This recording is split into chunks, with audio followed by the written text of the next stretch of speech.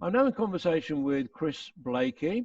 I describe him as a modern day adventurer. I actually went to school with Chris many years ago, and it was from our Boston grammar school that we both embarked on an adventurous trip to Moscow back in 1966. And that really was part of the story that Chris is going to tell us today. Now, Chris is going to be a panelist on our Digital Heritage, Active Aging and Community Development webinar next Tuesday.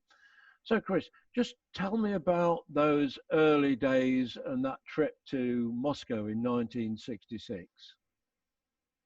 Well, I think rather like you, David, living in Boston in the middle of the flatlands was not the most adventurous place in some ways. But because of the freedom one had at that age and various things that went on around, in my case, it was variously linked to the school and the Boy Scouts and something that went on as a result of being at Boston Grammar School, that I kind of developed an understanding that there was a bigger world out there, and that I was particularly interested in pushing the envelope a little bit in terms of what we could be doing out of Boston and around the world, and taking opportunities that came our way. Yes, and your father, I believe, worked for the post office, and part of your interest in Russia came from a little trip you had on board a Russian boat in Boston docks. Well, I'm not sure my mind remembers as well as it did, but where I lived, I used to cycle into school, where we were both at, and my quick road through was right through the docks, and it just became part and parcel of childhood for me to see these boats coming from far and wide, of which there were two real pieces of cargo coming into Boston at that time. And one was timber, which came from Russia, and the other one was bananas, because Fifes, or geese as it was, they had boats coming in carrying bananas at that point. So what there was a proliferation of on Boston Dock was bits of wood, which still are things that I play with every day, and bananas, which, you know, there were often boxes that accidentally broke. So I think you'll probably find that most dock workers at Boston did have a fairly decent supply of bananas in those days. And it was, if I remember well, one of the boats that was in was a Russian boat. And I've got a feeling this is where one of our links came between myself and you. Obviously, at that point in time, this would be 1965, I think, because of the restrictions on people from Russia, no one was allowed to leave their boat, including the captain. People were allowed on, but not off. And there were people, which was quite exciting for me and my bunch of mates, used to go and nick bits of wood, to see chaps walking along the decks of these ships with guns. And the men who worked on these boats just had the habit of having a cigarette leaning over the edge and nothing better to do. They used to wave at people and say hello. And I remember this happening because this boat was obviously waiting for a new cargo. And these chaps, as I went through, would shout out, "Hello, boy," and I'd wave and they'd wave, and that's what went on. And then one day, as I remember it, someone was shouting at me and they threw down an envelope, if I might remember this well. And you and I both had a teacher, a chap called Gert Trumans, who became quite famous for us later, who I remember saying he'd been a Russian translator in the war. And I took him this envelope. And this was a request from the captain on the ship, who was probably bored to death, who was trying to learn English. And whilst he couldn't come off the boat, he was allowed to have guests on the boat. And I think you may have been one of those lads that also went back with Gert and myself, that went aboard that boat. Am I right? You are absolutely right. And I do remember, I thought for some reason, and I'm probably fantasizing here, that it actually was a submarine. But obviously my memory is a bit distorted. But I do remember going on. Yeah, so I can say that. No, let's get this right, okay? submarines don't normally carry wood. And yes, there were submarines came into the dock, but they weren't Russian. No, no, okay. But I do remember being on board, and I do remember the hospitality of a Russian captain. I do Yep. remember being on board with you, and I remember we had caviar, if I'm rightly. Yep, And that's right. and I understand that there also was a little bit of vodka that passed in our direction. Yes, yes, right. But I Which didn't tell my mother. No, I didn't no, tell. no, no, neither of us would say. But anyway, so that was 1965, and then 1966, we had this fantastic adventure of traveling from our school to Moscow. Yes. And the things that I remember most clearly about it, and I'm sure you'll be able to amplify on this, was first of all going across the Berlin Wall. If Yes. you remember, I remember it well. uh, Very the well. the soldiers came on the train armed, and I think they liberated all of the fruit that we might have had And before we. more importantly, I want to just take you back one thing that I Yeah, think I can't remember. As a result of as I remember it, the reason that Gert then thought of the idea of running the trip was because he kept in postal contact with the ship's captain. right. I don't remember that. No. And were you one of the people who went to his after school club to learn some Russian? No, I studied Russian at school. Right. He taught Russian at school, so Yeah. I was learning Russian at school, but I don't remember it being after Yeah. I school. think what he did then, you see, was because I wasn't one of the people studying it, he used to run an after school little club before we went Yes, to help us get a few words together. yes, Um, and that's why I think that's what also led me to be part of that group, really. yes. But it was a tremendous journey, and we watched the World Cup where England beat West Germany. I Indeed. can't remember whether it was in a basement in Moscow or whether it was in Leningrad or St. Petersburg now. I think it was in Moscow. Right. Again, you know, we both are of an age whereby the distant past is probably a little further away than where you were. And I think it was in the hotel in Moscow.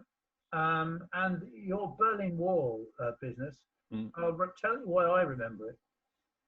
In Boston at that time, there was a sweet factory called Jakeman's. Yes. Now, they still make sweets, but they're out at Sutton Bridge or Gosford or somewhere, but they only make medical sweets now. But that was a family business, which was down Wormgate. And my mother used to do the books there part-time.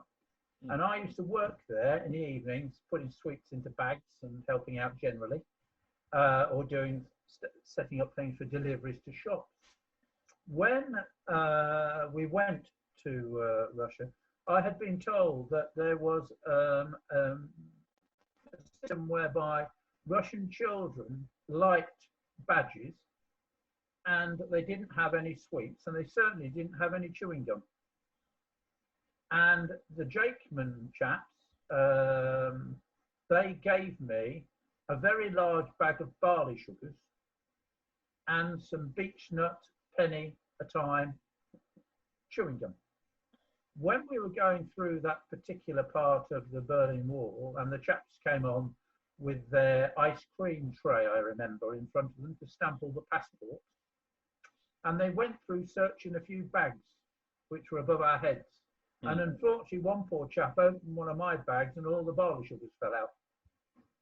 Because I was of a different age at that time, I don't think I was in your kind of compartment. But basically, they liked that because they hadn't seen barley sugars, and they confiscated several handfuls of my barley sugars. Well, that was a terrible thing to do. No, I do remember being advised on things that they didn't have in Russia, and I do remember biros and chewing gum, as you said. And there was a nice little black market in Russia for those kind of things. And I probably shouldn't repeat this story, but when we went there, I had amongst my clothing a Sloppy Joe cardigan that my girlfriend had knitted before I went there. And it was so baggy it went down below the knees, and it had these kind of football buttons on it. And I took that with me on the journey, and I actually sold that in Moscow. I sold it for a ruble. And I do remember that time because there was nothing in the shops in Moscow, and people were fascinated by English people who they hadn't seen before. And so consequently, they were willing to buy anything that we had. And I did so. I did sell a biro, and I did sell this Sloppy Joe jumper. I didn't sell any chewing gum though. No, well, my sadness was that I remember that we were told that they would check how much money we had on the way out compared to how much money we had on the way in. So obviously there's something about the fact that, you know, you had to spend it somehow or other if you did make any money on their black market. And so I was in the game of exchanging my chewing gum for badges. I had a lovely red Pioneers hat, one of their little kind of kepi type hats they had out there at the time, which was absolutely covered in these lovely enamel badges. And very sadly, it got nicked. So I never, it got nicked before I got back. And I've always regretted that, really. But what's strange that with my actual trip this summer, one of the things I was given by some army people was a very nice enameled Russian badge. Quite important. Oh, so clearly it was meant to be. And again, we were very fortunate to be able to go into Lenin's Mausoleum. And I remember that we were taken to the front of the queue in front of all of the Russian people waiting. We went around the museum and we saw him lying there in the coffin, which nobody today can do. So really, I remember that as well. If I remember rightly, they had candles and some guards. Yes, yeah, I don't remember the candles, but I do remember basically what he looked like in the coffin. He didn't look well, no, unsurprisingly. So anyway, that was 1966, and what a fantastic journey that was. And for both of us, it really signaled an interest and a love of travel. In my case, it was augmented by the fact that my grandfather was on the railways, and so we used to get concessions, and myself, grandma and granddad would go on trips to various places at the weekend. But it's this love of travel that is a common interest between us. But you've also had a real strong interest in vintage cars and some of the adventurers of yesteryear around the Austin 7. Can you just say a little bit about that? Well, if you remember in those days, you know, apart from having tiger tails on your Vespa scooter, it was quite a nice thing when you actually got your driving license and could get a car, which at those times it was much easier to do than now. And the cars of that era, the A35s and the Morris Minors and the little Fords and all those stuff, they're very simple cars. And so I just kind of got into just not being particularly kind of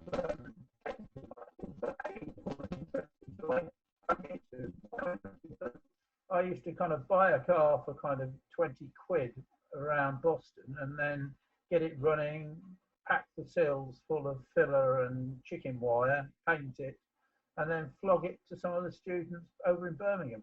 And that's always been with me, tinkering with cars. And that really came back because when I went into teaching, we set up, myself and a very dear friend who's still around, we set up a little project with the children in the school we were in East London teaching. And we did two things there with this little club. One, we built some go-karts out of Villiers engines, which were old 1950s engines. And the other one was we started on a project and built an Austin 7. And so that really is where I started having an interest in Austin 7s with the friend of mine who was a teacher with me then. And he now lives up in Scotland, but he's got a couple of Austin 7s. And when the lockdown is finished, I do hope to drive old Babushka, the name of mine, up to see him because it'd be nice to do that. Yeah, absolutely. So you've been part of the Austin 7 community. Tell me about some of the people who've driven on adventures within Austin 7. Is it Gloria de Havilland as one of those who's inspired you? Well, the Austin 7 has got a fantastic history that most people don't follow, really. It's the time was right for the Austin 7, and the Austin 7 was Herbert Austin's version of the Model T Ford. And if you were interested in the whole history of the thing, it was based on the fact that he felt there was a need and a market for a cheap car for the common person. So it was called the People's Car, or the Baby Austin. And they were very reasonably priced for the time. I mean, not for the very poor people, but they were more available than the bigger cars. And they were built, designed to be serviced and mended and fettled, as they call it, by the owner. And at that point in time, of course, they were pushing this market. And various people, one by accident and one by purpose, started to getting a little bit of sponsorship, i.e. the loan of a car, to actually prove how reliable they were. And one of those was Gladys de Havilland of the de Havilland family. Yeah. Her sister being the actress, of course, and the family being the people involved in aeroplanes. And she basically got support to endeavour to get one of these little beasts on an around the world trip in I think she started in 1929 or 1930.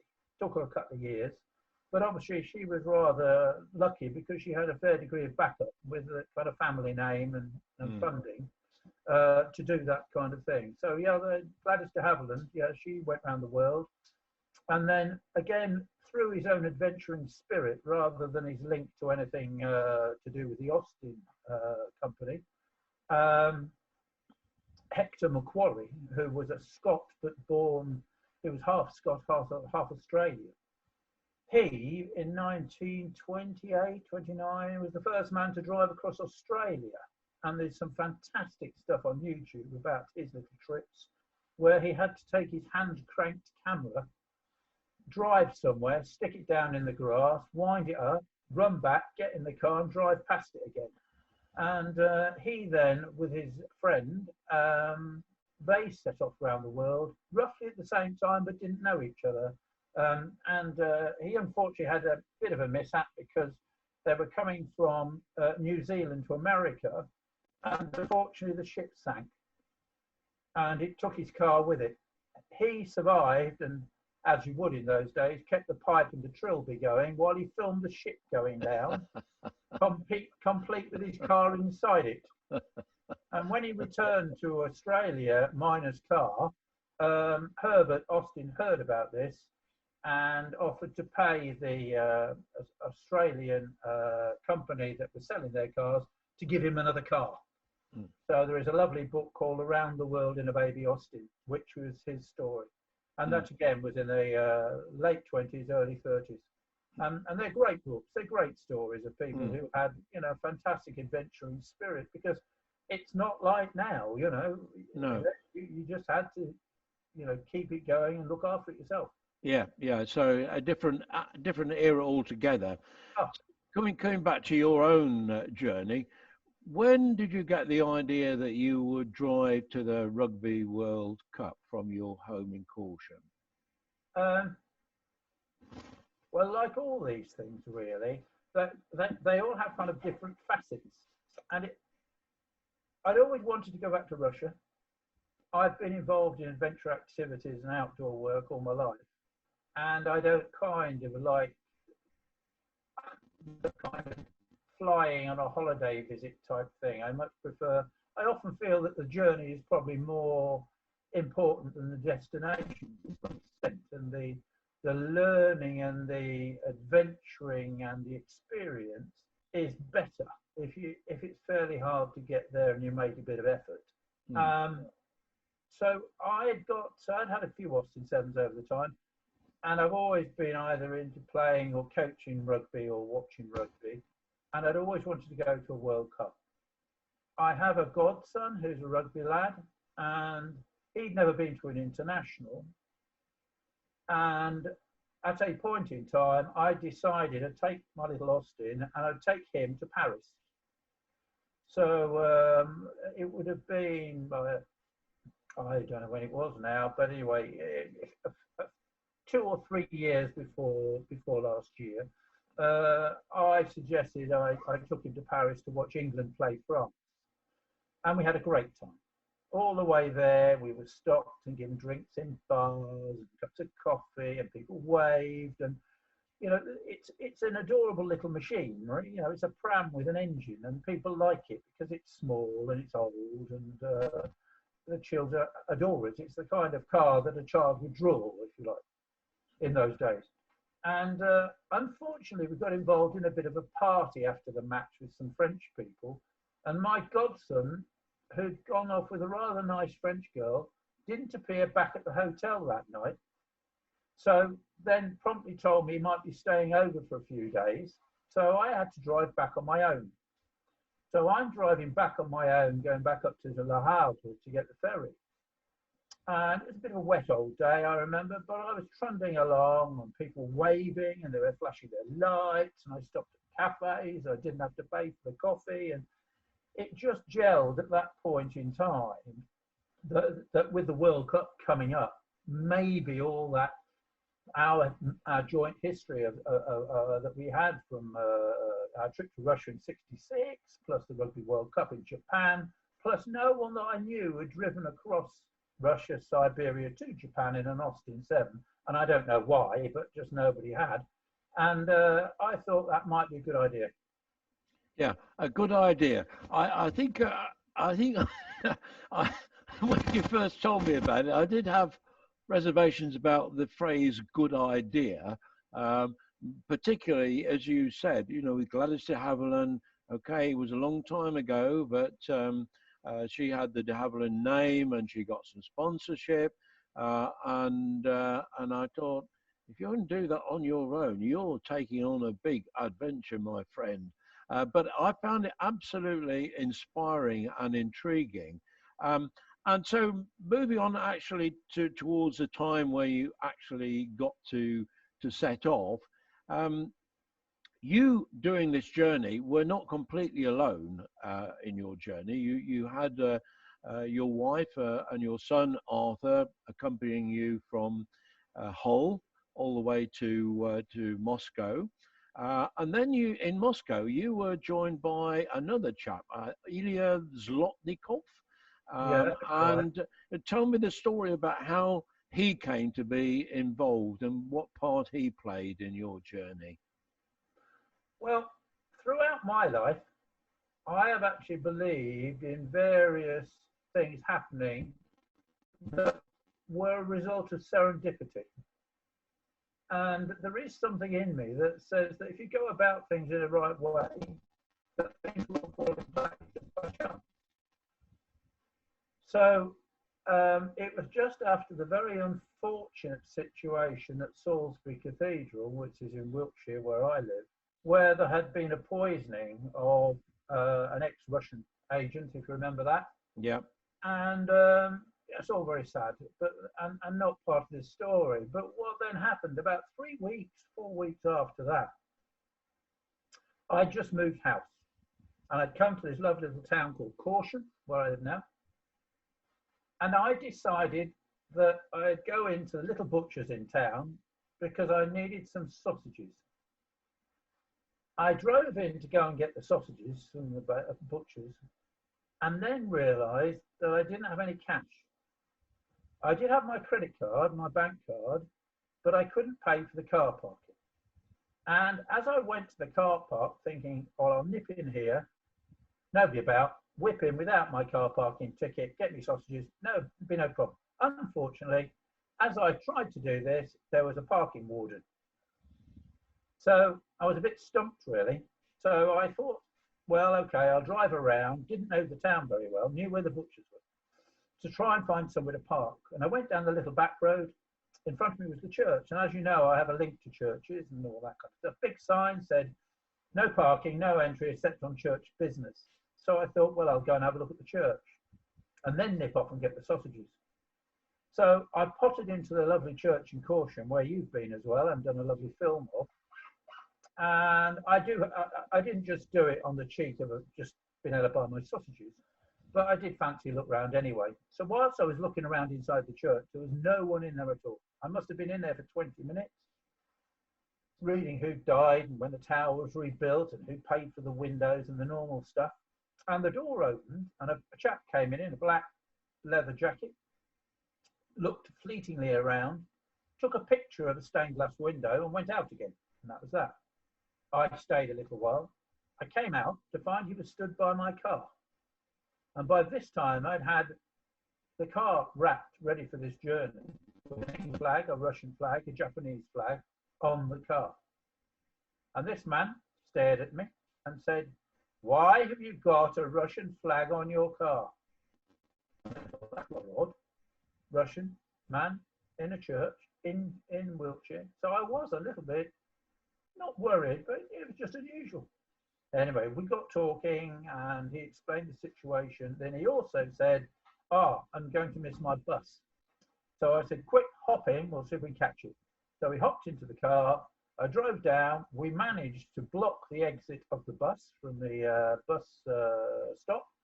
He hopped out and that was it. He had I'd given him a piece of paper about my trip. He then contacted me because he lived in America. His mother and father, or his mother anyway, lived in Bath, which is why he was over here. And then he became very, very instrumental in linking me to some of his colleagues who are in the dentistry world in Russia. And then just literally before I left, he contacted me to say he was really quite keen, because he'd never driven through part of Russia either. And please, could he come along? So he came along.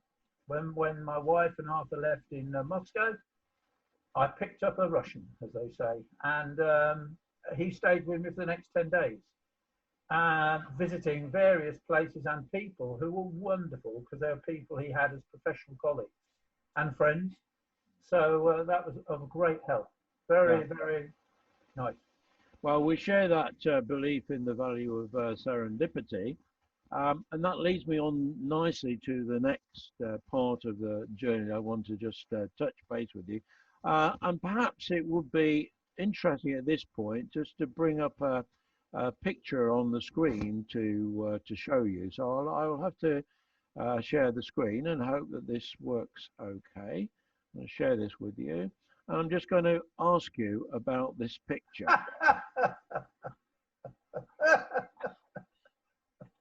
Yeah.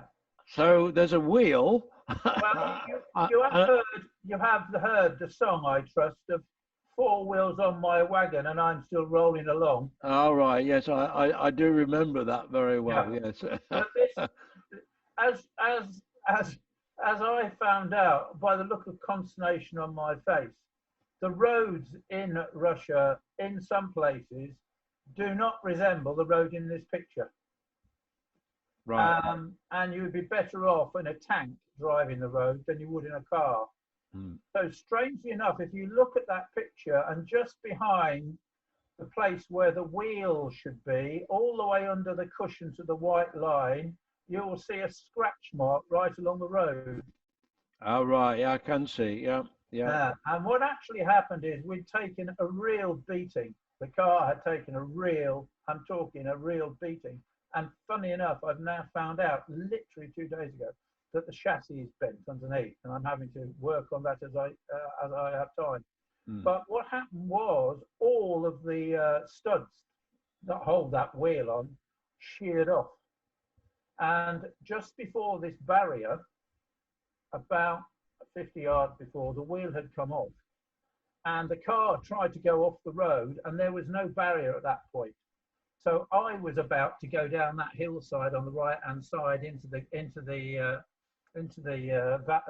verge, as well as the car, but managed to keep her on the road. And my thought was, if I can get as far as the barrier, then at least I'll survive it rather than go off the road. But what was very funny about that was how wonderful the Russians were. I had previously, 3 or 4 days before, dear Lord, I'm wearing the same shirt now as I was wearing then, which was given to me by a member of the Russian seven-a-side rugby team in the Russian Rugby World Cup in 2013, and I'm wearing his top there. But I'd been asked by the head of the government to put a little video on their social media site, just saying who I was and what I was doing, which I did.